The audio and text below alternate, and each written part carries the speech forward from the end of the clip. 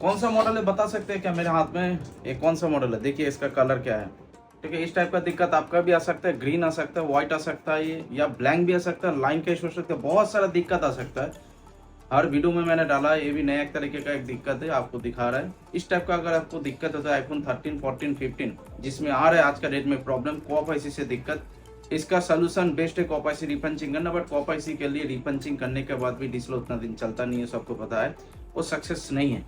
सबसे best option है नया डिस्प्ले लगाइए, फोन को पहले जैसा यूज करने के लिए कंपनी फिटेड रिंग के साथ 100% जेन्युइन विथ वारंटी के साथ वाटरप्रूफ गैस्केट फिटिंग आईफोन 13 का डिस्प्ले हम लोग आपको चेंज करके देंगे।